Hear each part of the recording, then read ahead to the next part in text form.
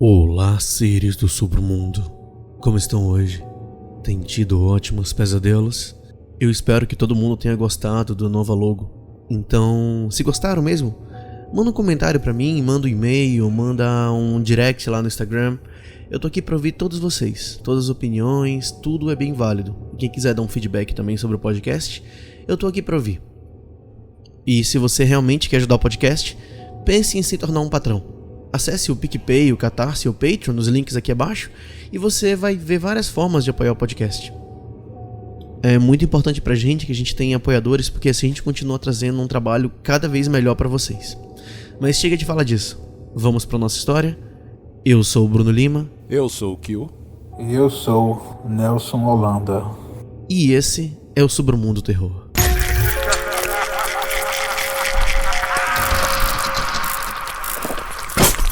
Submundo Terror.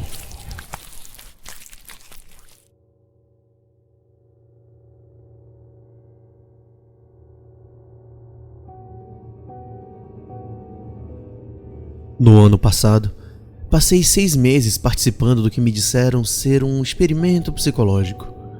Encontrei um anúncio em um jornal local procurando pessoas imaginativas que buscavam ganhar um bom dinheiro. E como era o único anúncio naquela semana para o qual eu estava remotamente qualificado, liguei para eles e marcamos uma entrevista. Eles me disseram que tudo que eu teria que fazer seria ficar em um quarto, sozinho, com sensores acoplados na minha cabeça para ler minha atividade cerebral. E enquanto eu estivesse lá, visualizaria um clone de mim mesmo. Eles chamavam de meu tulpa. Pareceu fácil. E concordei em fazê-lo assim que me dissessem quanto seria pago. E no dia seguinte, comecei. Eles me levaram a um quarto simples e me deram uma cama. Em seguida, conectaram sensores à minha cabeça e os engancharam em uma pequena caixa preta na mesa ao meu lado. Eles me explicaram o processo de visualizar meu clone novamente e explicaram que se eu ficasse entediado ou inquieto, ao invés de me mover, deveria visualizar meu clone se movendo, ou tentar interagir com ele e assim por diante. A ideia era mantê-lo comigo o tempo todo em que eu estivesse na sala. Tive problemas com isso nos primeiros dias. Foi mais controlado do que qualquer tipo de sonhar acordado que eu tenha feito antes. Eu imaginava meu sósia por alguns minutos, então rapidamente ficava distraído. Mas no quarto dia, consegui mantê-lo presente por 6 horas inteiras. Eles me disseram que eu estava indo muito bem. Na segunda semana, eles me deram uma sala diferente, com alto-falantes montados na parede. Eles me disseram que queriam ver se eu ainda conseguia manter a tulpa comigo, apesar dos estímulos distrativos. A música era discordante, feia e perturbadora, e tornava o processo um pouco mais difícil, mas consegui mesmo assim. Na semana seguinte, eles tocaram uma música ainda mais perturbadora, pontuada com gritos, loops de feedback, o que parecia ser um modem de internet das antigas ligando e vozes guturais falando alguma coisa em língua estrangeira. Eu apenas ri disso. Eu era um profissional na época. Depois de cerca de 1 mês, comecei a ficar entediado. Para animar as coisas, comecei a interagir com meu clone. Nós conversávamos ou jogávamos pedra, papel, tesoura, ou eu o imaginava fazendo malabarismos ou dançando break, ou o que quer que me interessasse. Perguntei aos pesquisadores se minha tolice afetaria de qualquer jeito o seu estudo, mas eles me encorajaram a fazer mais vezes. Então jogamos e nos comunicamos, e foi divertido por um tempo. E então, ficou um pouco estranho. Eu estava contando a ele sobre o meu primeiro encontro um dia, e ele me corrigiu. Eu disse que a moça estava usando uma blusa amarela, e ele me disse que era uma verde. Eu pensei sobre isso por um segundo e percebi que ele estava certo. Isso me assustou, e depois do meu turno daquele dia, conversei com os pesquisadores sobre isso. É que você está usando a forma pensamento para acessar seu subconsciente. Explicaram eles. Você sabia em algum nível que estava errado, e subconscientemente se corrigiu. O que tinha sido assustador, de repente ficou legal. Eu estava falando com meu subconsciente. Demorou um pouco, mas descobri que poderia questionar meu tulpa e acessar todos os tipos de memórias. Eu poderia fazê-lo citar páginas inteiras de livro que li apenas uma vez, anos antes, ou coisas que me ensinaram e imediatamente esqueci no colégio. Nossa, foi demais. Foi nessa época que comecei a chamar meu sósia fora do centro de pesquisa. Não com frequência no início, mas eu estava tão acostumado a imaginá-lo agora que quase parecia estranho não vê-lo. Então, sempre que estava entediado, visualizava meu clone. Eventualmente, comecei a fazer isso quase o tempo todo. Foi divertido levá-lo como um amigo invisível. Eu imaginei quando estava saindo com amigos ou visitando minha mãe. Eu até o trouxe para o encontro uma vez. Eu não precisava falar em voz alta com ele. Então, eu era capaz de manter conversas com ele e ninguém sabia. Eu sei que parece estranho, mas foi divertido. Ele não apenas era um repositório ambulante de tudo que eu sabia e tudo que eu tinha esquecido, mas também parecia mais em contato comigo do que eu mesmo às vezes. Ele tinha uma compreensão fantástica das minúcias da linguagem corporal que eu nem percebi que estava percebendo. Por exemplo, eu pensei que o encontro em que eu o trouxe estava indo mal, mas ele apontou como ela estava rindo um pouco demais das minhas piadas e se inclinando para mim enquanto eu falava, e um monte de outras pistas sutis que eu não estava pegando conscientemente. Eu escutei ele, e vamos apenas dizer que aquele encontro foi muito bem. Quando eu estava no centro de pesquisas por 4 meses, ele estava constantemente comigo. Os pesquisadores me abordaram um dia depois do meu turno e me perguntaram se eu tinha parado de visualizá-lo. Eu neguei e eles pareceram satisfeitos. Eu silenciosamente perguntei ao meu sósia se ele sabia o que motivou isso, mas ele apenas deu de ombros, e eu também. Eu me afastei um pouco do mundo naquele ponto. Eu estava tendo problemas para me relacionar com as pessoas. Parecia-me que eles estavam tão confusos e inseguros de si mesmo, enquanto eu tinha uma manifestação de mim mesmo para consultar. Isso tornava a socialização difícil. Ninguém mais parecia ciente das razões por trás das suas ações, porque algumas coisas os deixavam loucos e outras os faziam rir. Eles não sabiam o que os movia, mas eu sabia. Ou pelo menos eu poderia me perguntar e obter uma resposta. Um amigo me confrontou uma noite.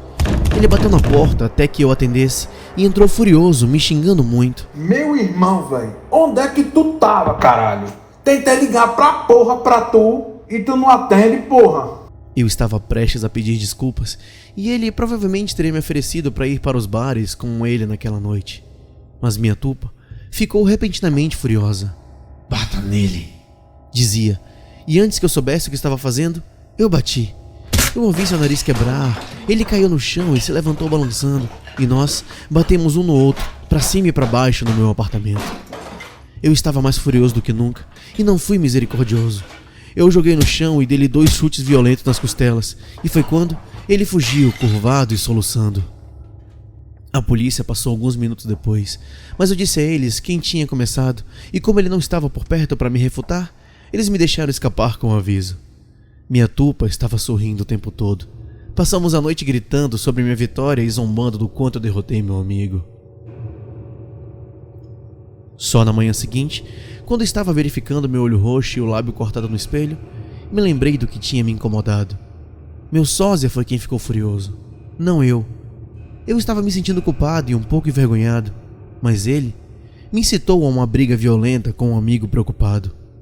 Ele estava presente, é claro, e conhecia meus pensamentos. Você não precisa mais dele. Você não precisa mais de ninguém. Ele me disse, e eu senti minha pele arrepiar. Expliquei tudo isso aos pesquisadores que me contrataram, mas eles apenas riram. Você não pode ter medo de algo que está imaginando. Um deles me disse. Meu sósia ficou ao lado dele, acenou com a cabeça e sorriu para mim. Tentei levar suas palavras a sério, mas nos dias seguintes comecei a ficar cada vez mais ansioso perto do meu tupa, e parecia que ele estava mudando. Ele parecia mais alto e mais ameaçador. Seus olhos brilharam com malícia e eu vi malícia em seu sorriso constantemente.